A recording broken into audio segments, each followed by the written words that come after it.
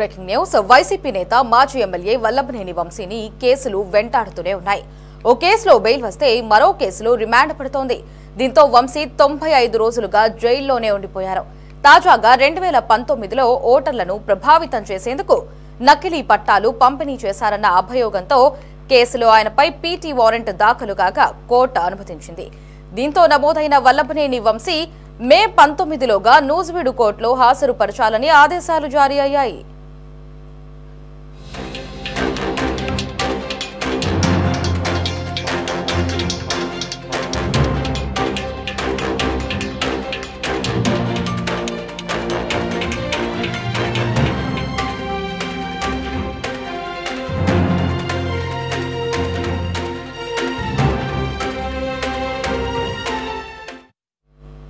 నకిలీ పట్టాల కేసును తిరిగి విచారణ చేపట్టిన కృష్ణా జిల్లా హనుమాన్ జంక్షన్ పోలీసులు వంశీపై ఏలూరు జిల్లా నూజివీడులోని 2వ అదనపు జ్యుడిషియల్ ఫస్ట్ క్లాస్ మెజిస్ట్రేట్ కోర్టులో పీటీ వారెంట్ వేశారు.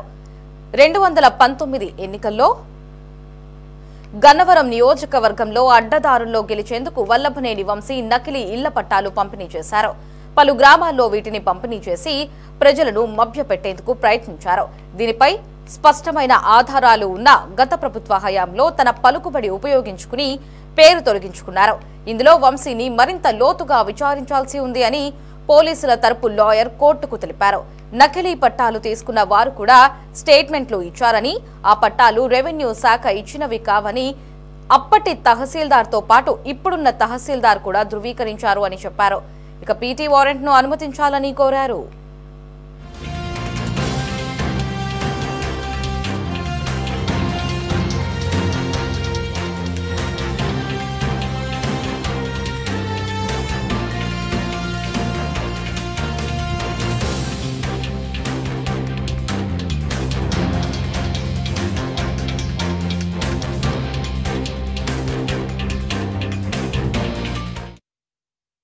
అయితే టీడీపీ కార్యాలయంపై దాడి కేసులో వంశీ బెయిల్ పిటిషన్పై శుక్రవారం విజయవాడ కోర్టులో తీర్పు రానుందని, ఈ నేపథ్యంలోనే పోలీసులు హడావుడిగా పీటీ వారెంట్ దాఖలు చేశారని నిందితుడి తరపు న్యాయవాది వాదించారు. ఇళ్ల పట్టాల కేసులో వంశీ పాత్ర లేదని అప్పట్లో పేరు తొలగించి పోలీసులు అభియోగ పత్రం కూడా దాఖలు చేశారన్నారు. నోటీసులు ఇవ్వకుండా కోర్టులో విచారణ జరుపుతున్న దశలో పేరు చేర్చడం తగదన్నారు. వాదనలు విన్న న్యాయాధికారి శ్రావణి పీటీ వారెంట్ ను అనుమతించారు. ఇక ఈ నెల 19లోగా వంశీని కోర్టులో హాజరుపరచాలని ఉత్తర్వులు ఇచ్చారు. దీంతో వంశీకి చిక్కులు తప్పేలా లేవు. ఆయన మళ్లీ జైలుకే పరిమితమయ్యే అవకాశాలు కనిపిస్తున్నాయి.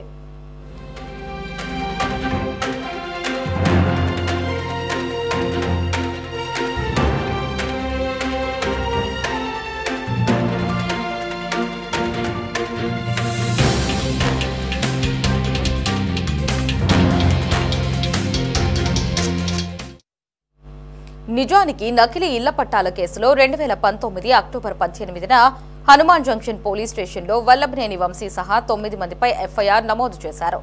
కానీ దాన్ని అప్పట్లో గోప్యంగా ఉంచారు. వైసీపీ అధికారంలోకి వచ్చిన తర్వాత ప్రస్తుత ఎమ్మెల్యే యార్లగడ్డ వెంకట్రావు ఇళ్ల పట్టాల వ్యవహారంపై ఎన్నికల సంఘానికి ఫిర్యాదు చేశారు. 2 నెలల పాటు ఈ వ్యవహారంపై రెవెన్యూ పోలీసుల ఆధ్వర్యంలో రహస్య విచారణ నిర్వహించారు. అప్పటి తహసీల్దార్ నరసింహారావు పోలీసులకు సమర్పించిన తుది నివేదిక ఆధారంగా వంశీపై కేసు నమోదు చేశారు. ఇక 10వ నిందితుడిగా వంశీ పేరును ఎఫ్ఐఆర్లో చేర్చారు.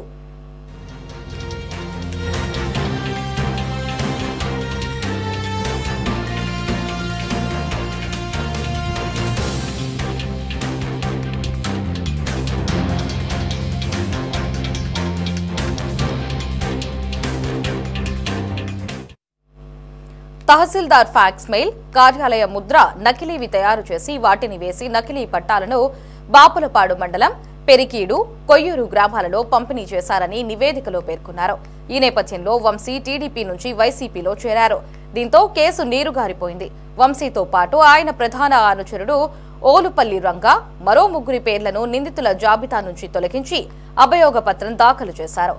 తాజాగా కూటమి అధికారంలోకి రావడంతో పోలీసులు కేసు పునర్విచారణ ప్రారంభించారు. ఆధారాలు లభించడంతో వంశీ పేరును తిరిగి చేర్చారు.